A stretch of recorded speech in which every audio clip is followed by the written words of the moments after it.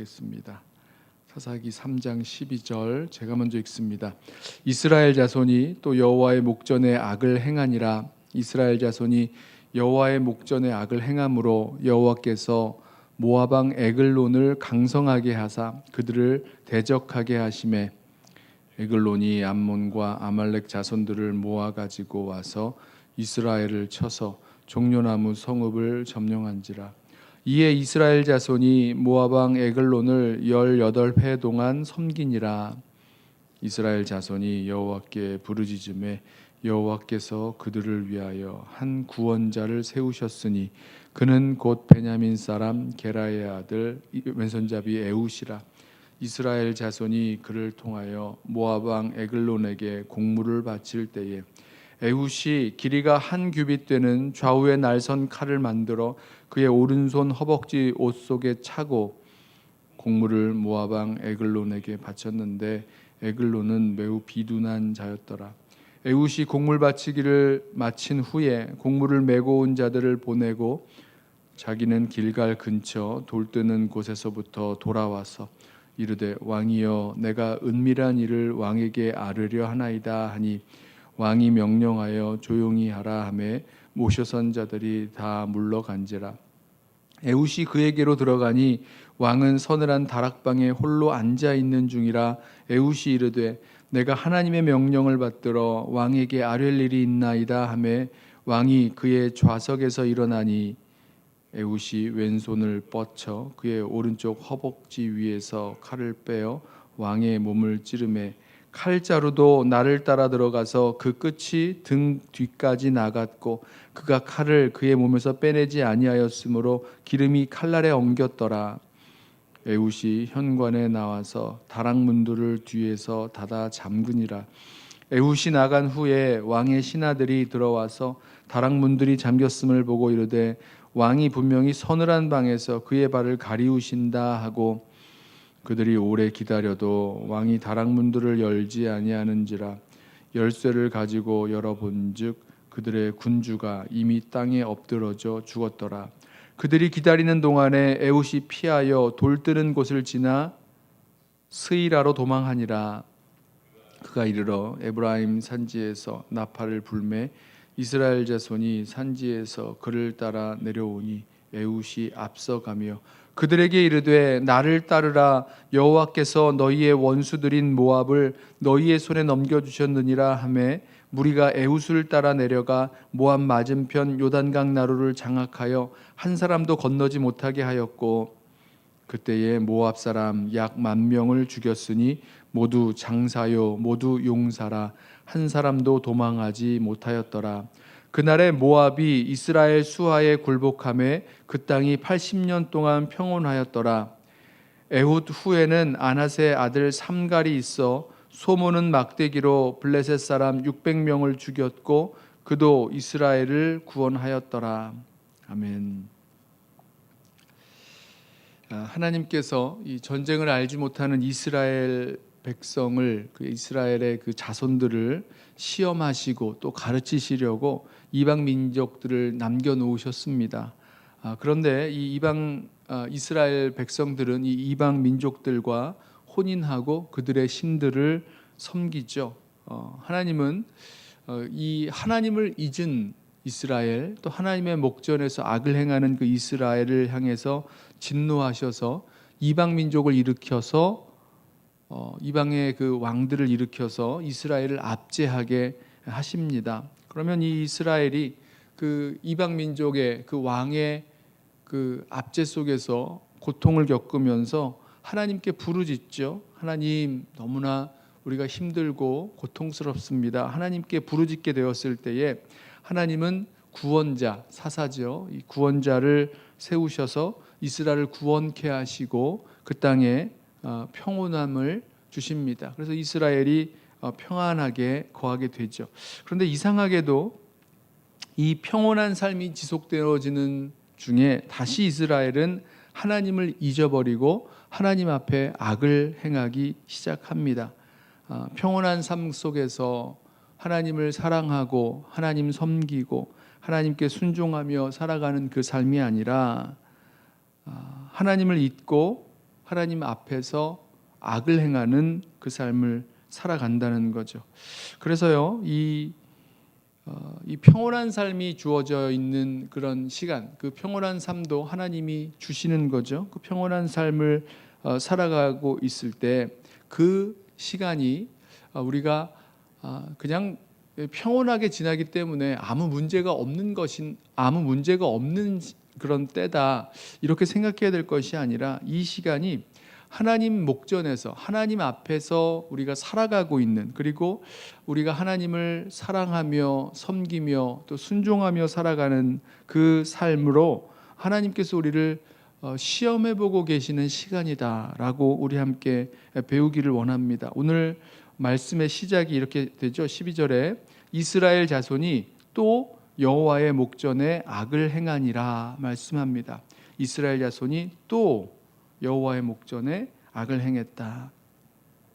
이제 다시 하나님 앞에서 악을 행한 그 시간, 이 시간이 그 앞절에 이어져 읽어보면 이 평온한 시간을 주셨을 때죠. 하나님께서 그 누굽니까? 온니엘 사사, 처음 사사 그 온니엘을 세우셔서 메소포타미아 왕 구산 리사다임의 손에서 구원하시고 40년간 평온하게 하셨을 때에, 바로 그때에 또 하나님의 목전에서 악을 행하게 됩니다. 그러므로 오늘 이 사사기의 말씀을 계속 대하게 되는 저와 여러분은 우리에게 주시는 그 평온의 시간, 평온한 삶의 그 한가운데서 잊지 않기로 하겠습니다. 하나님 목전에서 살아가고 있다는 것, 하나님 앞에서 여전히 살아가고 있다는 것, 평온한 삶이 아무런 문제가 없는 삶을 살아가고 있는 것을 나타내는 것이 아니라, 그 시간 속에서 하나님을 사랑하며 섬기며 순종하며 살아가는 그 삶을 시험하시는, 테스트하시는 시간이라는 것, 우리 함께 기억하기를 원합니다. 이제 다시 하나님 앞에서 이제 악을 행한 이스라엘 백성을 향해서 하나님이 다시 진노하셔서 모압 왕 에글론을 일으키시죠. 아주 강성하게 하셔서 이스라엘을 다스리게 하십니다. 고통 가운데 다스리는 거죠. 18년을 섬기게 되는데, 이때 이스라엘 자손이 그 고통 속에서 하나님께 부르짖습니다. 그때 하나님이 구원자를 하나 세우시는데 바로 왼손잡이 사사 에훗을 세우시죠. 그리고 이스라엘을 구원해 내십니다. 여기 좀 보면 이번에 이제 왼손잡이 사사 에훗이라고 했는데, 이 왼손잡이라는 그 뜻이 그러니까 원어를 보면 그 왼손을 사용한다, left-handed 뭐 이런 뜻이 아니라 오른손을 제대로 쓰지 못하는 그런 장애를 가지고 있는 사람이다, 이런 뜻이라고 합니다. 그러니까 이 에훗에게 있어서는요, 왼손을 잘 쓰는 것이 아니라 오른손을 제대로 쓸 수 없는 사람이라는 그런 뜻이라는 거죠. 자, 그런데 이 하나님께서 이 에훗을, 왼손잡이 였던, 오른손을 잘 쓰지 못했던 이 에훗을 세우셔서 이 누굽니까? 모압 왕 에글론의 손에서 이스라엘을 구원하게 하시는데, 바로 그 장애가 있었던 그 손을 가지고 그 삶의 왼손잡이 사사 에훗의 부족했던 그 오른손, 그리고 바로 몸에 있는 그 부족함 속에서 이스라엘을 구원케 하시는 거죠. 이 오른쪽에다가 오른쪽 다리에다가 칼을 숨기고 이 모압 왕 에글론을 찾아가서 그 왼손으로 그 오른쪽에 숨겨 놓았던, 오른쪽 다리에 차고 들어갔던 그 칼을 빼서 이 모압 왕 에글론을 처단을 합니다. 그리고 이 나팔을 불어 이스라엘 백성을 모아서, 산지에 있었던 이 베냐민 지파 사람이니까요, 그 산지에 있었던 이스라엘 백성을 일으켜서 또 이 모압 왕의 손에서 이스라엘 백성을 건져냅니다. 그리고 나서 30절 보세요. 그날에 모압이 이스라엘 수하에 굴복함에 그 땅이 80년 동안 평온하였더라.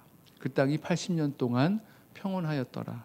이번에도 다시 하나님께서 이스라엘 백성 가운데 주시는 그 평온의 시간이 돌아왔습니다. 우리 이때 기억해야 되는 거죠. 우리 12절에 이스라엘 자손이 또 여호와의 목전에 악을 행하니라. 평온했던 시간에 40년에 평온했던 그 시간에서 이스라엘 자손이 또 여호와의 목전에 악을 행하였던 그 삶을 살아갔던 그 모습이 다시 새롭게 주신 그 평온의 시간에 다시 또 하나님 목전에서 악을 행하는 삶을 살아가느냐, 이 문제가 걸려 있다는 것 기억하기를 원합니다.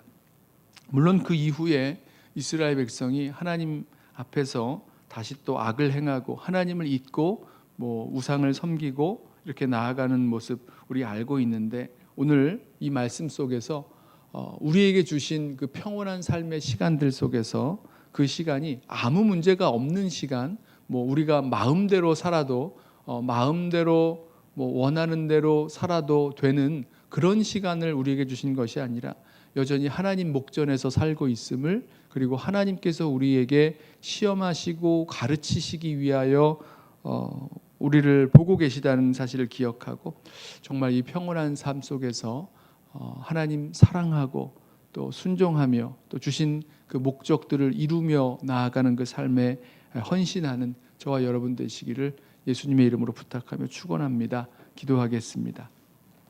사랑하는 주님, 고통 가운데 부르짖을 때에 우리를 구원하시고 또 다시 평온한 삶을 허락하시는 그 순간에 주님, 우리로 잊지 않게 하여 주옵소서.